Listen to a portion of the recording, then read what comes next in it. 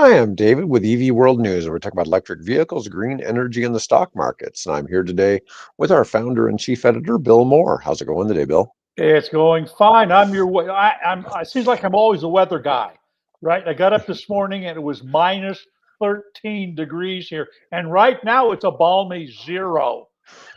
We have no temperature. Just We're- 0, yeah. yeah, we have no temperature right now. That's, Yeah, that's why I'm all bundled up here. yeah. I'm hoping for some global warming. So I've always said if I were a politician, I'd be pro global warming. Well, And we'll get that next week when it goes from 0 to the 50s next week. yeah. So, I have a controversial platform that neither of our current political parties would approve of, and okay. because my opinions are way more extreme than any of them ever really considered. Um, but it's very much like that guy that wanted to give everybody a free pony and cure gingivitis. There's some guy from New Hampshire, Vermin Supreme. He keeps running for like the New Hampshire state government or something like that. Wears Okay. a boot on his head as a hat. Yeah, but he wanted everybody to get a free pony. That was part of his platform. So He wanted them to do what now? he wanted to give everybody in the state a free pony. A free pony. A pony, yeah. Yeah, like a little horse. Yeah. Yeah. Well, why not? Yeah. Yeah. Oh, but mine's worse than I was gonna make everybody go to fat camp if they were overweight. So I will give everybody free health care, but you're gonna have to earn it. But you're going to have to earn it. Yeah, yeah. Yeah, it'll be free, but you're not going to be allowed to be intentionally, living a poor, unhealthy lifestyle. Oh, you're going to Yeah, catch me. I like my cinnamon rolls and my apple fritters in the morning. Sorry. yeah. You could say goodbye to those. Yep, yep. Um, we're going to be eating egg whites in the morning and kale. No, I don't know, but it's just it's interesting because people like to compare us to Japan sometimes, and Japan, you can't be fat in Japan. They have, unless you have a bona fide occupational qualification, and it's one profession that's allowed to be fat. That's sumo wrestlers. Oh, So you better pretty quick okay. better to announce that you're a sumo wrestler if you have any hope of wanting to not go to fat camp. Does this have to do with their diet? I assume, Yeah, or what? I think their traditional diet keeps them thin. So, but you know, I I don't think until you really introduce bread and sugar into anybody's diet, anybody really gains weight. I think that all the Yeah, various yeah. tasty varieties of bread and sugar and choices we have, and the other thing, the fact that we always have food in the refrigerator makes it too easy and convenient Yeah, to, I've got this huge thing over here, which you look at what they have in, you know, I, my wife and I enjoy watching Korean rom-coms and things like mhm. that, right? And they've got these little tiny things. And the interesting thing is that the treat for them, where here in the US we expect to have meat, pretty much at least one meal a day, Right. right? Over there, they'll have all this food set out, but it's all more like sort of a vegan kinds of tofu and different kinds of vegetables and things. And the big happy when they're really excited and they want to show off or whatever it is, they're going to go get Korean fried chicken. Oh wow. KFC right there. Oh, Korean well, fried chicken. yeah. Well, I don't think it's actually, I've had never seen a Korean one, although there's plenty of American fast food stores that show up in these things. But Yeah. Anyways, let's talk about you wanted to talk about a blogger and China. Let's talk about what's going on with the Chinese economy. so the blog is Joe Blog, okay, just Joe Blog, okay, and I like to follow him because he generally talks about what's going on with the Russian economy, and he backs this up with lots of graphs and statistics. Okay, so Hmm. happening with the Russian economy, with the war with Ukraine, and so on. Then he occasionally touches on other economies. Well, and generally, about maybe 1 out of 3 programs will do the Chinese economy. So this time he focused on the Chinese. He's talked about, if you're familiar with the Evergreen, I think it's Evergrande or whatever it was, the big real estate Hmm. collapse over there, Yes. where, there's not a lot of things Chinese can invest in. In fact, when I was there, a couple times, the thing that noted me, whereas here in the United States, we'll have a donut shop or a gas station on every corner.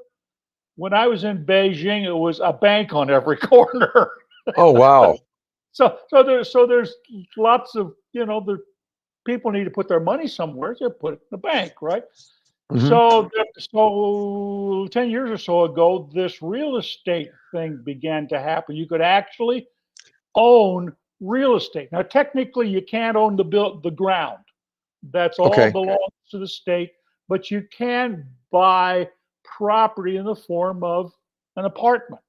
So Hmm. so people were taking and investing their money in these apartments, and developers and the government encouraged all these things to be built. And of course, you see photographs of all these ghost towns of you know empty apartment blocks that nobody lives in.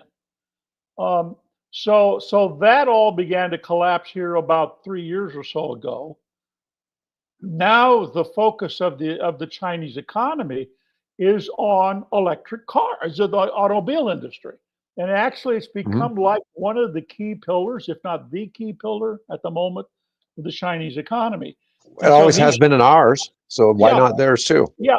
So what he does is she was showing in this thing, and I think I have a link to it on our RS stream, or you can go under the YouTube video link that's also on the website, and you can see it. But anyway, so he's talking about the Chinese automobile industry. There are I didn't know this. I think I'd heard this number before, but he said there are 200 brands of automobiles manufactured in China. Wow. And he shows a graph of all the logos, right? And some of them, of course, we know BYD and Cherry and Hmm. MG and and those 200 of them. And of course, every little town, every little, province and things like that, they want to support that industry because it's such an important driver. So what they've got is they've got this overproduction capacity, and this is what has led to these tariffs being placed on these cars from Europe and the United States, and now it's beginning to have a detriment on. For the first, he's showing the growth, the graphs, right, and right around 2022, the Chinese EV market just exploded, and people began to buy. But here in 2025, there's been a noticeable, I think it's like a 12% downturn in the sales. So anyway, Now, it's is that interesting. in sales of EVs or sales of cars in general I, in I China? I think it was cars in general, because he's got graph in there showing the gray bar is all the cars, and the green bar is a portion of that is the electric, and it's like 25% as it went up. So you have to go find the graph and look at it. But it's the market there is starting to turn down, and that's going to have a impact on the economy, besides all the other problems that they're having there. So China is a booming economy, but it's also an economy with some trouble looming not far away on the horizon. At least that's the way he characterized it. But it hasn't the Chinese economy seemed pretty fragile for the last couple of years? I mean, ever since that Evergrande thing came around, it's kind Yeah. of seemed that way. And I remember in the crypto space, there was fear that USDT was tied to Evergrande. And apparently, I don't know if that ended up not being issue, if whatever Tether Yeah. had as part of that, they were able to disassociate or get out, while they Yeah. could. But I know that was a fear in the crypto Oh, space a few years ago. yeah. Well, there's another thing to show the troubles here. For the first time, and I'm trying to think which blogger this is, but it's another one that focuses, and he focuses primarily on the Chinese market. Um, and he showed that for the first time, the amount of money being invested by U.S. companies into China has essentially evaporated. There is no more money being put into the Chinese economy, and that's causing a lot of the businesses over there to start to either lay people off or simply close down. He gave an example of one of the steel companies over there. They've just shut down because there's no customers for their product. Wow. Um, so it's yeah, we've got issues here in this country, and there are issues in Europe. But the Chinese economy is struggling along. Whether we don't see that in U.S. news. We've got so many Right. other issues. But if you try to keep track of what's happening, and of course that's kind of what you and I have to do, is what's happening in the global EV market because it's EV world. Mhm. So I try to keep track of what's going on there. And this is the one I found this morning, which was really enlightening. So if you can just go look for Joe Blog or Joe Blogs, one of the two, and he'll that particular video come up. Very, very interesting. Good, good. Yesterday, you talk about EV World. Mike and I were talking about Deb Fisher, our senator here in Nebraska, and that whole thing with the, thing where she was trying to say that an EV weighs as much as triple what a gas car weighs. And it's like, no, maybe 10% more. It's No, like, yeah. you'd think, it's not like this wasn't stuff that could easily be looked up. and try and, And, and try to get a hold of her office. I oh, I called, can right, imagine. because $1,000 tax on a new EV. We already pay. I used to pay 75, and now I pay 100. I'm going to pay 150 when it comes time to renew the car, just because I'm not paying the federal and state excise tax on gasoline. Hmm. Call the office. Yeah, hi, I'm Deb Fisher. Please leave a message. You never hear back. So That's sad. yeah. Yeah, you'd think you could get some kind of response, but Particularly now, because with what's going on in DC and all the mhm. monies that are being held up or being, cut off and things like that. I saw a figure that the number of calls going into a typical congressman's office is something like 5 calls, maybe an hour or something like that, or maybe a minute. I mean, it was a surprising number of calls, but nothing that couldn't be normally handled. And that has gone up to like 60 Yeah, in so that at same 12x. in that Yeah, yeah in that same time window. yeah, that doesn't surprise me at all. Um, yeah, I mean, there's a lot of things going on.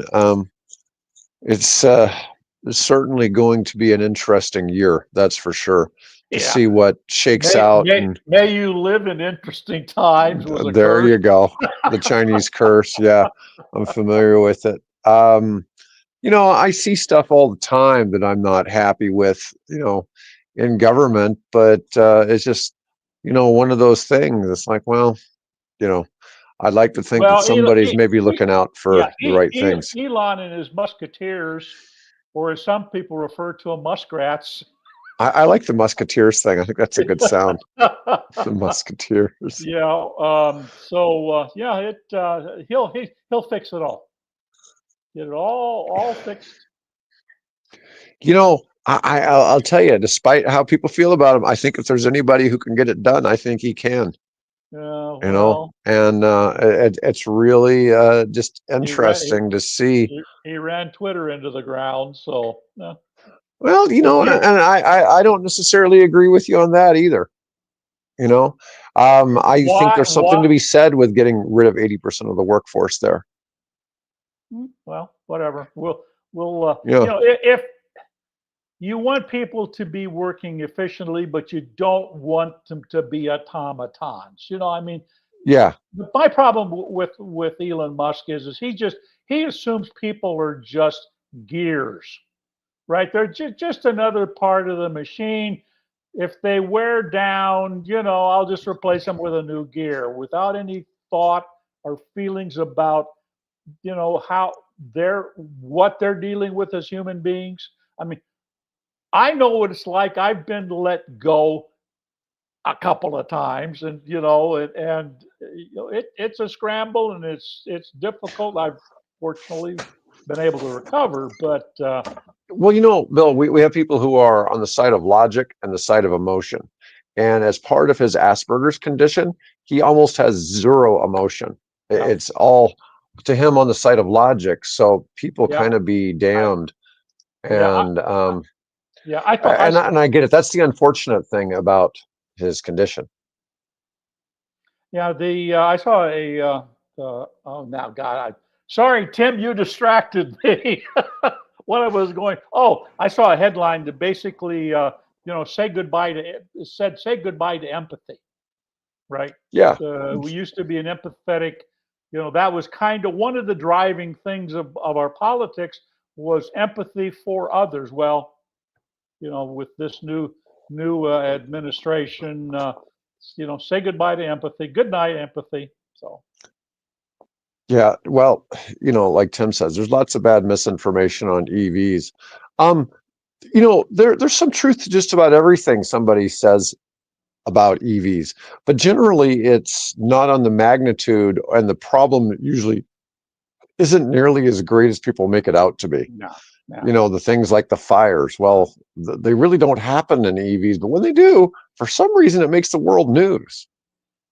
And I mean, the sheer number, and just different things. So it is true, but everything just kind of gets blown out of proportion on this space. But the biggest truth is that the cost of EV batteries keeps plummeting, Hmm. and at some point, they're going to be too inexpensive compared to gas powered cars for gas powered cars to even be relevant anymore. Yeah, yeah. It's a matter of time. It may not happen in the next 10 years. It may not happen in the next 20 Look, years. look how there were automobiles in the late 1800s, right? But they were all hand built by former carriage makers or guys that got into doing bicycles. This is all Mhm. 1880s. There were taxi services in London and New York and Philadelphia that were electric when everybody Mhm. else was still running around with horse-drawn trolleys. So the Mhm. technology was there, but what? It took a guy like Henry Ford to come up with a way to use what was then state of the art technology. Everything up to that point was, pretty well hand built. And so he comes along and finds a way to cobble together different forms of technology. And pretty soon you've got a Model T that was costing like $800 or something like that when it first came out in 19 was oh 04. No, 1910, I think, because he was already doing cars around 1904 and things like that. But by the time he switched over to the Model A, you could buy a Model T for what, under $300? Yeah, You know, it's impressive how quickly the yeah, price came down. yep, Well, and you're definitely going to keep seeing that. That's one of the reasons why EVs keep taking hits in the used market, is because the prices of the new ones keep coming down, especially Tesla. Tesla's dropped the price of their cars so much over the years. What you can get now in a Tesla is considerably different. I mean, like that we've talked about, like the Model S Plaid was out for 150 bucks, or 150 bucks, 150,000 bucks when it first came out, and right. now they're like 90,000. I mean, the new ones are 40% cheaper. And there's just a lot of that in their overall line. And next we're going to discuss General Motors, and yeah, and Ooh, Mary yeah, Barra says now this is interesting. So in the last 2 years, so Tesla is always the best selling EV maker in the United States. Okay, and they're not in any danger of falling from number one anytime soon, No. regardless of what's going on with Musk, love or hate him, and all the weirdness that's going on surrounding Tesla owners. But it's been either Hyundai or Ford as number two. Right. And last year, Not it ended up anymore. being out of the blue, it became General Motors. General Motors. Yeah. But they also have by far the widest product range.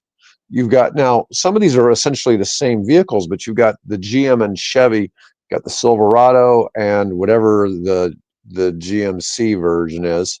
But of their pickup trucks, you've got the Hummer, then you've Right. got In a the class by its Equinox. own. Yes, yeah, you got the Equinox, and there's another SUV. They got a couple of Yeah. I, and then Hard to keep track of anymore. but then there's their luxury line Cadillac, Hmm. which did really well with Two models. yeah, and now they've got three. So now there's an Escalade IQ that's out for Oh, okay. 2025. That's the new one, the 750 horsepower, 400-mile range. Basically, um, luxury suburban Tahoe, whatever Right. you want to call it. And now it used to be And that and and there's a new one the that just Vistique. came out. The Spark. Oh, are they The bringing? Spark.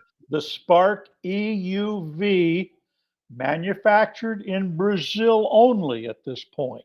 Oh, But okay. it's a little, like Suzuki Jimmy kind Hmm. of thing, Scout, that sort of small Bronco kind of thing. That's all electric now in being manufactured by their Brazilian division. So whether we'll see it here or not, who knows, right? But there's another one in their line, and this one is in their international market. Yeah, they doubled their market share in 2024. GM did in the Yep. EV space, Yep. and they're optimistic about 2025, considering they're going in, three company product lines with GM, Chevy, and Cadillac. That's let me see. The Equinox made the top 10 models last year, but overall GM is second, but they really did have quite a range of models. They didn't have any other vehicles in the top 10, but a lot of it is like they got rid of the damn Bolt, and they keep saying they're bringing the Bolt back, but Yeah, I think it will. I mean, it's just like the Spark. I've actually driven an electric Chevy Spark. Mhm. They had one. They built just a limited number of them. I think it was more a test bed for their electric drive technology than anything else. So they had a Spark, and apparently that technology has now found its way down to the South American market, which is great. So I'm assuming the Volt they promised. Mary has promised they're going to bring it back. It was their best selling model. Why Yeah, not? So yeah. Well, the big thing, it was a model that was bringing buyers from other brands. So yep, first time buyers were coming from other brands to buy the Chevy Bolt. yep, yep. And so that seemed, like kind of an odd vehicle to do away with. All right, but it's exciting to see GM getting there. And Mary Barra had announced previously, we talked about this, that while they still have expense from retooling lines and building new production lines, their cost to manufacture each car in terms of parts and labor is profitable. Yep. So, but when you don't consider the sunk costs they had from all of that investment to Right. make things better. All right. Now, we're EV world, and these electric vehicles are usually what we talk about. We're going to talk about a different type of green energy vehicle. We talked about it before, but these ones, they're I just know kind where of you're going. hilarious. Yeah, you know where I'm going. Another cargo container ship as Yep. these big white things you see there. Those are the masts. They have sails that electronically go up and down, so they don't need a crew of 100 people to run up the rigging and all that. Everything's kind of automated now, but this is a thing we reported on before, that these ships, what do they typically run? Like 6 to 9 knots anyways. They Yeah. don't run that fast. And No. so with wind, they actually can still go that fast if the wind's going the right direction. And so, I would suspect they could probably run the And sails for more and than half of their trips. well, and if you know how to sail, there's really only a very narrow window where you can't use the sails, even going into the wind. So now I don't know, how easy it is to tack one of these things, right? But if you're going, across the Atlantic, you have historically hundreds, maybe even longer, of sailing craft who'd start at the mouth of the Mediterranean, follow that current, and those winds down across to the Caribbean, and then to go back home, you just follow the Gulf Stream current, takes you up around, and you're back in Northern Europe. That's a historic route if you're going to run cargo. And there's the same thing in the Pacific. You can take a Yep. route that runs you down and around and comes out around Manila, the Philippines, and then you take a northern route up around Japan, and Gulf of Alaska and down, and that's all wind power.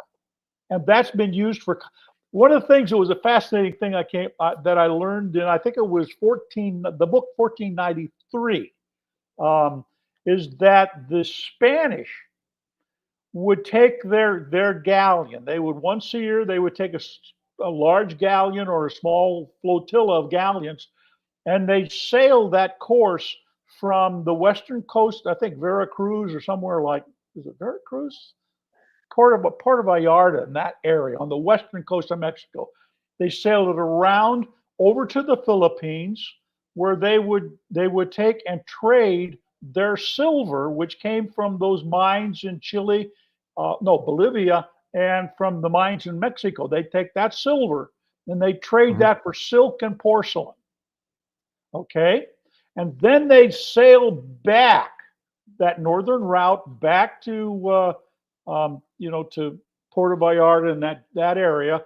They then load all that on donkeys, cart it across Mexico and the mountains to the Caribbean, put it on another galleon, go to Havana, which of course was sort of the capital of New Spain. Right. Then they would take that and sail those in their sort of yearly prize treasure, galleon fleet, and they'd sail that all the way to Europe, where they would then offload that silk and porcelain and sell it in the European market. Now get this, cheaper than the porcelain and the silks that were made in Europe. Sound familiar? Oh yeah, that's nuts. So that's where a lot of their wealth came from. It wasn't so much the silver, it's what they traded the silver for. And then this network they developed to get that product out of Asia to the European market. And they did it cheaper after all Man, that, cheaper than what product that was made in Europe. if you think about what a hassle it is when you get something manufactured overseas and then you got to order a shipping container and deal with all the customs paperwork and what Mm-hmm. a hassle that is. And then you look back and you think about it, okay, we're going to go get silver in Bolivia, and then we're going to take a ship around the Pacific over to the Philippines, trade it for stuff, bring it back, to the origin, then truck it across Mexico on Yeah. donkeys and take it to Havana and then take it around. It's like, man, could you Yeah. imagine? I anticipate we're going to have good sales next month. We need to get a new shipment in, you know, can you donkey express that in, you Yeah. know, Yeah. you know, The I mean, the FedEx of its day, right? you're right. The donkey express, suppose it's the pony express. Yeah, but this Neoliner is the world's largest wind-powered ship. It was launched in Turkey. The Neoliner Origin is 450 feet long, utilizes 3,000 square meters, and that's 30,000 square feet of sail. That's a lot of Big coverage. boat. Yeah. Yeah. Hauls up to 5,300 tons of freight. It boasts a massive reduction in emissions relative to comparable fuel-powered ships. I'd imagine it's probably like a 2/3 reduction. I mean, it's got to be. Oh no, they're saying it's a factor of 5 compared. We can cut fuel consumption and emissions by a factor of 5 compared with a conventional Sure. ship. Yep. Wow, that is a huge, huge deal. It's really funny to think that this is becoming a thing, but with bunker fuel, they don't really run those freight carriers that fast to start with. So No. wind power isn't slowing them down. They're not actually Well, yeah, losing time. It may even be speeding them up in some cases. and here's the thing: is that in some cases they don't want to go fast because what happens is they'll get to a port like Long Beach, for example, or some other port, and then they sit there for days Yes. waiting to get a berth to get offloaded. So there's a company, I saw this, I don't know, it was 3, 4 weeks ago, whatever it was, has developed software now that will allow them to say, okay, here's your time slot. It's just like what the airlines do. The airlines do the same thing, right? To get their slot into their particular gate at an airport. They're doing the Mhm. same thing. They want to do the same thing now with ships. So you just simply know how fast that ship can travel economically and when is its slot going to open in the port so that when it comes in and it docks and it offloads and then it goes, takes on new cargo or moves on to wherever it's going to go. Um, so why do you need to go fast? I mean, the only thing you need to go fast for if you're carrying perishables, right? That's Well, I know. basically it. Well, I You know know. what? Last year, when I was having a shipment of electric trucks shipped through the Panama Canal, they sat on the west side of the canal for like 5 days before they Yeah. even entered the canal. And then it took like 2 days to transit the canal. And Do you know we're part like, of do you know part of the reason why? well, I understand there was some drought and some It's the other issues drought. going on. Exactly. Yeah. Yeah. But it took forever to get through the canal and get because we were offloading them in Savannah, Georgia, Yeah. and that was quite a hassle. But yeah, so that's a good reasoning why they might not necessarily go super fast. I know, like you're saying, Long Beach. There's a few others that are just huge bottlenecks, in terms of getting goods loaded and offloaded. Yeah. So, anyways, I always like to talk about the uh, about the ships. We like to talk about ships and planes. It's not all Yeah. about cars. Everybody just Yeah. assumes we're going to talk about cars. And Yeah. Well, Bill and I haven't actually figured out the solution for electric or hydrogen in planes. We just kind of no, look at we watch and observe and report, yeah. and we're kind of hopeful, and at the same time it's like, maybe it'll work, maybe it won't. Yeah. Whereas with the cars, we know it works. Yeah, that the article that I referenced and posted for you has a chart on it that the one dealing with the Nikola chapter 11, which I Mhm. guess means that they're thinking about trying to reorganize, which doesn't mean that they're dead and gonna you know sell everything off and take dime pennies on the dollar, whatever. But they do have a list of all the different companies that have been involved in hydrogen, either for aircraft or for trucking or for transit buses, or just making the stuff and storing it and shipping it. It's a fairly long list. I don't know. It's got to be what? I didn't count them up, but I'm guessing probably 15, 20 companies. Maybe. Here's we'll go ahead and we'll talk about Nikola. and their Chapter 11 while we're at it. I mean, so in 2020, they went public via SPAC, and their founder, Trevor Milton, was complicit in this pump and dump by misleading their investors by issuing a promotional video of a truck rolling downhill presented as a working vehicle. Okay. This guy's a bad actor. Okay, no question. And I talk about this sometimes in the electric vehicle space. We've had a few companies that are just like looking at them and it's like, man, these guys need somebody else to come take over because they really, Canoe I don't being know. one of them. Yeah. Well, Canoe was one of them. I'm not real excited about Mullen. I mean, if you're a Mullen investor and you've managed to still hold on to the 1% of the value that of your initial investment, I mean, you got to be upset. But so now Nikola is filing. They still have about 40 million in cash, and they're trying to do some things, but they're going to sell off all their assets. Well, Mullen Automotive bought off their battery division a year or so ago, and about a year and a half ago, and I mean, it's just nuts to see. But Nikola's been big on hydrogen fuel cell, the fuel cell electric vehicles with hydrogen. We were kind of hopeful that because they were doing something with Walmart, that Walmart might be the answer to get them to improve on hydrogen. It's funny because we got a couple of hydrogen articles today. This one is one about doom and gloom for hydrogen. We have another one with a positive spin on it. Both coming at the same time. But like Airbus just dropped hydrogen. There was a few other companies that looked at Wright Electric, dropped their hydrogen projects. There's been a whole bunch of companies that have looked at trying to do hydrogen, and they all went belly up.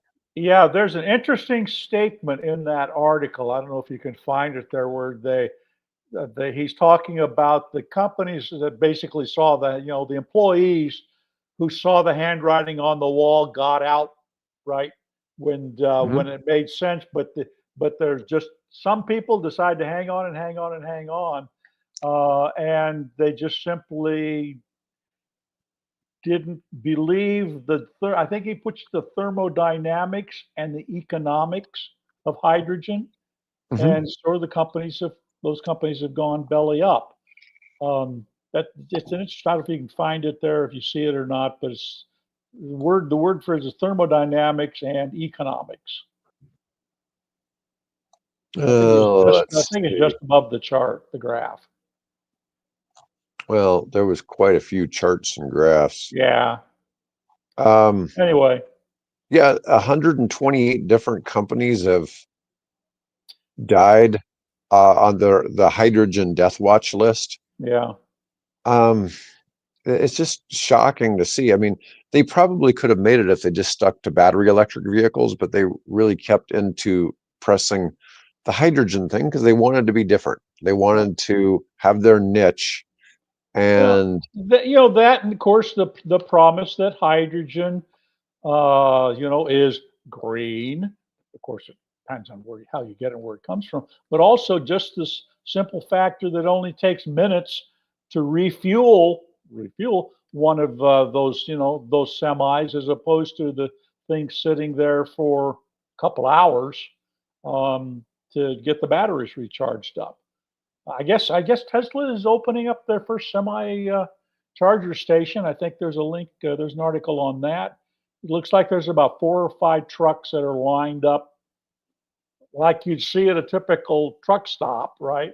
Only those are charging stations. So I think that was the promise, is that give people hydrogen, and you can keep those trucks on the road longer. Yeah, it's just, it keeps seeming like maybe there's a spot for hydrogen and long haul trucking and all that. But man, this with Nikola just doesn't bode well for that space.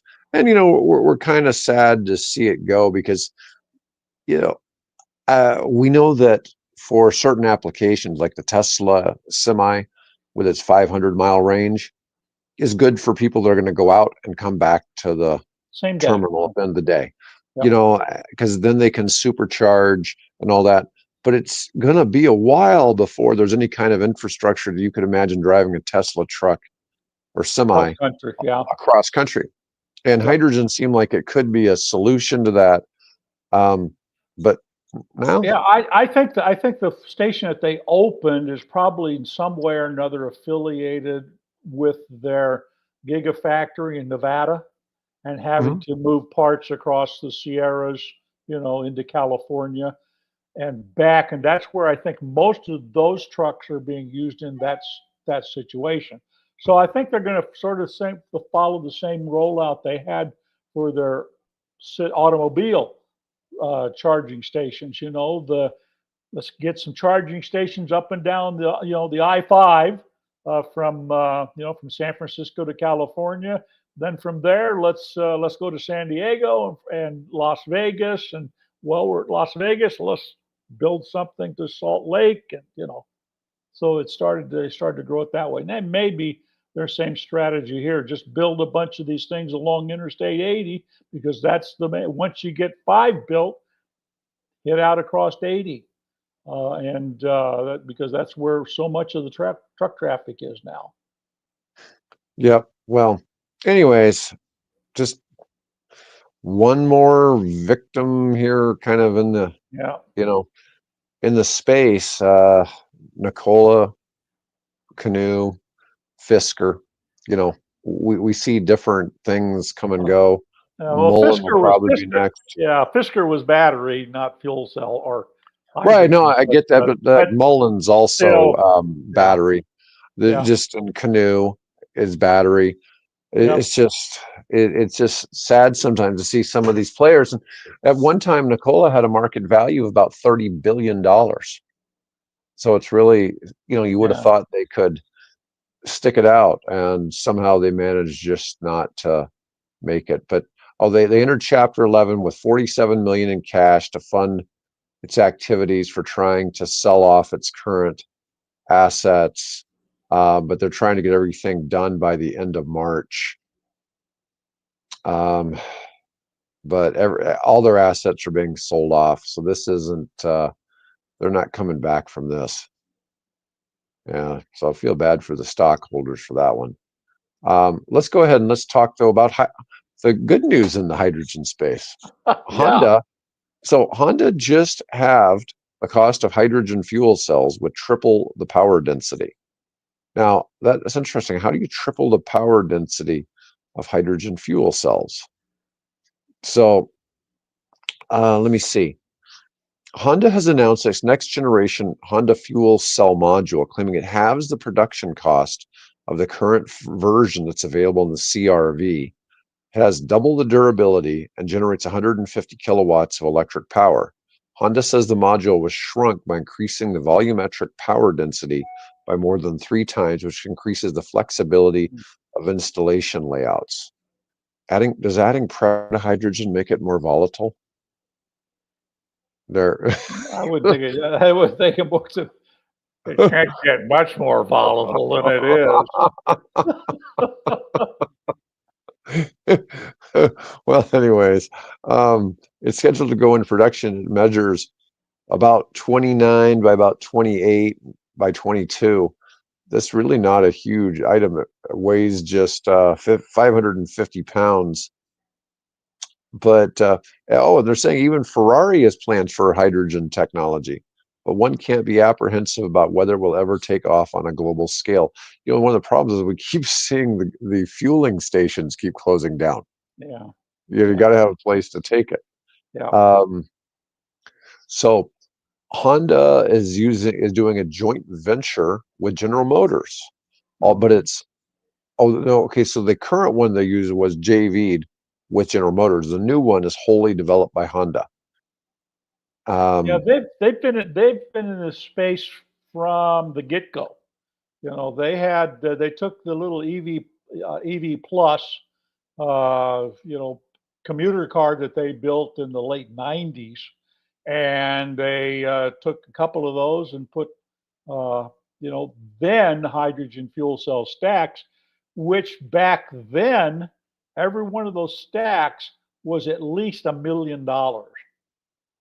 Right. So it wasn't something that you as a consumer were going to buy. And right. then of course moved from that. Then they introduced the sedan, which I had the opportunity to drive at the LA Auto Show in like mid 2000s. Hmm. Um, and they've been sticking with it and slowly making improvements. And this is the example of continued progress on their part. Now, what you're going to do with it, that's another question. Maybe if you get the weight down and things, you use it in a hybrid electric, airplane of some kind. So I don't know. We'll have to see. Yeah, I just I question the stuff, but Honda is a company that's hard to bet against, right? It's kind of like Toyota, Honda. They're companies that seem to be able to get things done, Hmm. and they certainly have the financial wherewithal. But here's with the Honda fuel cell device. But now they ultimately though power a battery pack, right? Well, yeah, you So have with any fuel cell cars, there has to be some battery reserve because the cycle time of a fuel cell, it's not like you press the accelerator and like my electric, bang, I got torque. Or even a gasoline car where you press it and it's only a fraction of a second delay, but then you've got power transmission and so on. Fuel cells require a little bit of a buffer.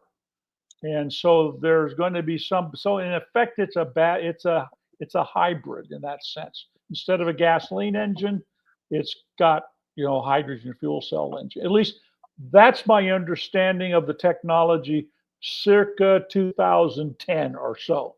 Now, has that improved? Has the rate at which the fuel cell can respond to power requests improved? Probably. So how much of a battery pack you need, is I don't know. I've been out of that loop for a while, unfortunately. my Um, thing is, if it's going to have the battery pack in there, it would make sense to me to adopt it as a plug-in hybrid at the same time, and give it that ability to plug in your battery and right. charge it at home, so that you have some of the benefits of having a battery electric vehicle along with, supporting hydrogen. I mean, in my mind, if you're buying one of these, it's just because you're bullish on hydrogen. It's not because you think it's doing anything special for you. I don't, because I can't see any single advantage in hydrogen at the moment, compared to all electric. Yeah. Well, like I said, in my mind, maybe the optimal market, because obviously Honda has a longstanding play in the in the aircraft market with their Hmm. corporate jet. So wouldn't surprise me. And there are aviation companies looking for some way to come up with a green way to propel their aircraft of the future. So would something like this fuel cell stack mated with hydrogen and batteries in an aircraft frame, give them that ability? I don't know. I'm not an aerodynamic engineer, so avionics or whatever. Um, but it wouldn't surprise me that somebody will look for a solution like this. Commercial trucks, maybe. Again, it's where does the energy come from? Where do you get it? And it's not going to be the consumer. You're not going to see gas stations, hydrogen pump stations springing up. They're shutting them down as we talk, as we speak. But aviation, maybe. We'll have to see. Well, yeah, you just, I don't know. It's just, like I said, I was hopeful that with the Walmart deal with Nikola, that would be what was really needed to make it work, because I don't see Toyota or Honda suddenly going to go open a bunch of fueling stations. No, no. But because the only reason EVs have progressed like they have is because Tesla decided to put in a supercharging network, right? Exactly. If Yep. if it hadn't have been for that, we'd still be 10 years back from where we are on EVs. And No at doubt. least in the US anyways. Okay, because they have charging networks in Europe and Middle East and other places. The United States is actually just way behind the rest of the world in that respect. But China in anyway, particular, again. yeah, China's made EVs a priority. They see the writing on the wall. Plus, they have bad pollution, and so it really makes a lot of sense for them to kind of Yep. get rid of pollution. Anyways, I want to thank everybody for watching today, and Bill will be back with me on Tuesday next week. And anyways, otherwise, have a great day, folks.